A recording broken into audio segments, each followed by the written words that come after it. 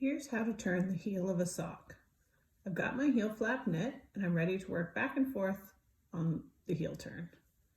First, I'm going to work 2 setup rows and then I'll be ready to start my repeat. For the first row on the right side, I'm going to slip that first stitch, moving it from one needle to the next, and then I'm going to knit the number of stitches specified in my pattern, which in my case is 18 stitches.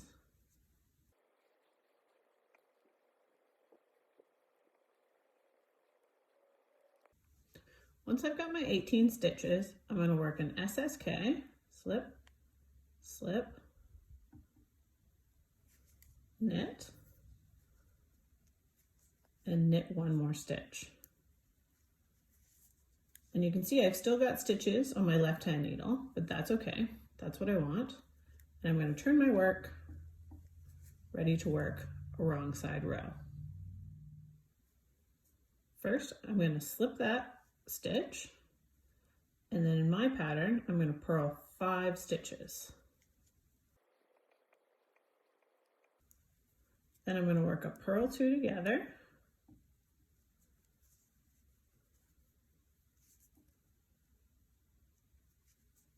and I'm going to purl 1 more stitch. And you can see I've still got stitches on my left hand needle, but that's okay. I'm going to turn my work, ready to work my repeat. So I'm going to slip that first stitch, and then I'm going to knit over to where this gap is here. This gap is formed by the turn on the last row. So I'm going to knit over to that gap,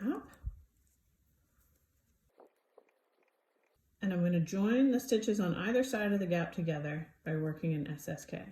Slip, slip, knit 2 stitches together. I'm going to knit 1 more stitch. And now I'm going to turn my work. On the wrong side row, I'm going to slip that first stitch, and I'm also going to purl over to this gap.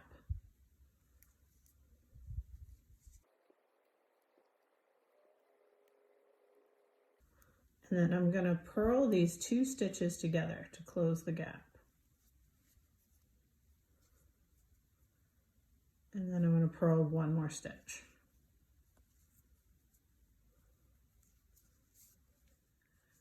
I'm going to repeat those 2 rows until all the stitches on either side have been worked. Once all of your stitches have been worked, you'll have a nice little heel pocket. In the next video, we'll be discussing how to pick up to work the gusset of the sock. The link can be found in the video notes.